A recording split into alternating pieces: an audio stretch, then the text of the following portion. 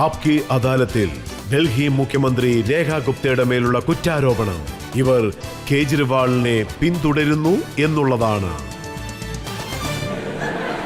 നോക്കൂ മാം, ചുറ്റിവളച്ചിപ്പോ മാറ്റർ അവിടെയാണ് വന്നിരിക്കുന്നത്. അവരെന്താ പറയുന്നതെന്ന് വെച്ചാ 25 വർഷം എന്നെ വഴക്ക് പറഞ്ഞ് BJP ഇപ്പൊ പവറിൽ വന്നിരിക്കുകയാണ്. ഇപ്പോഴെങ്കിലും എന്നോട് കരുണ കാണിക്കുക, ഇപ്പോഴെങ്കിലും എന്നെ ഒന്ന് വിടുക, ഈ വഴക്ക് പറയുന്നു ഒന്ന് നിർത്താൻ. ഞാൻ പിന്തുടരുന്നില്ലല്ലോ. ഡൽഹിയുടെ കേജ്രിവാളിനെ ഡൽഹി അന്വേഷിച്ചുകൊണ്ടിരിക്കുകയാണ്. തീഹാർ ജയിലിലും അന്വേഷിക്കുന്നുണ്ട്.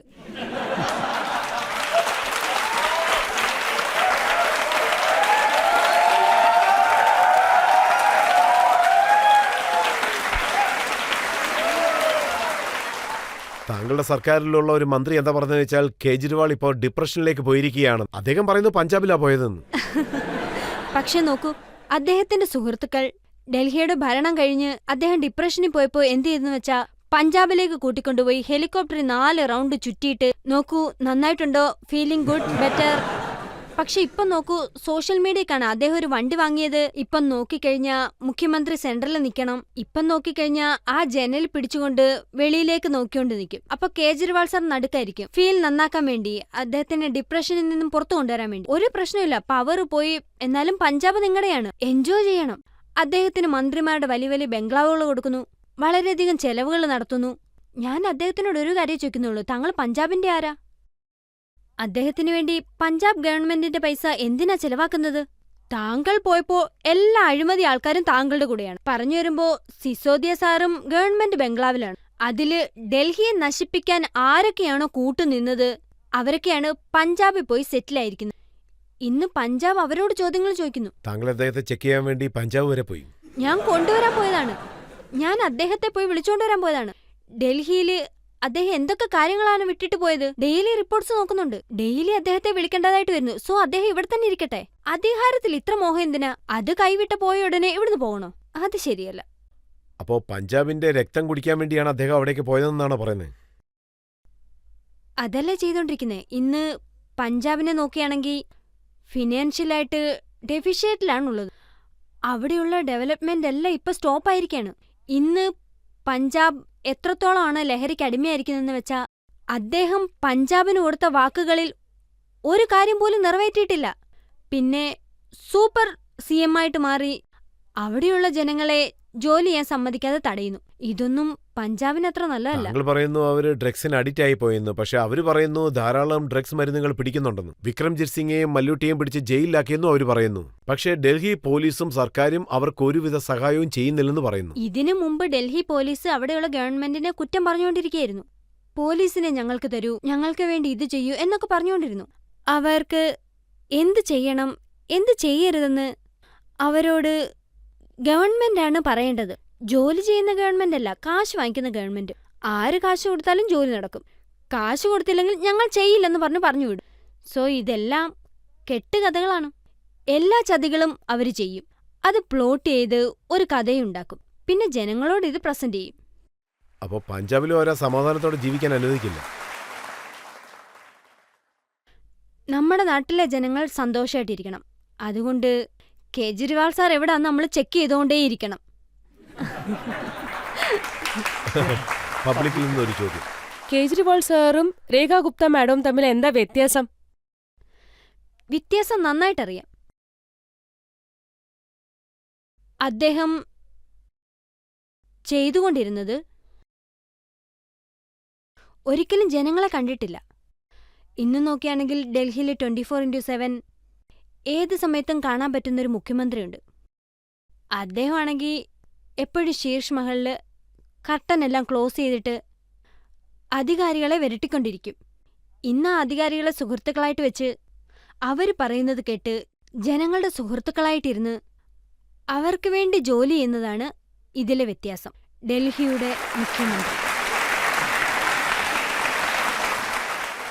മാം, കോൺഗ്രസ് നേതാക്കൾ എന്താ പറയുന്നതെന്ന് വെച്ചാൽ BJPയില് കടുത്ത ഭാഷയിൽ സംസാരിക്കുന്നവരെയാണ് പ്രൊമോട്ട് ചെയ്തതെന്ന്.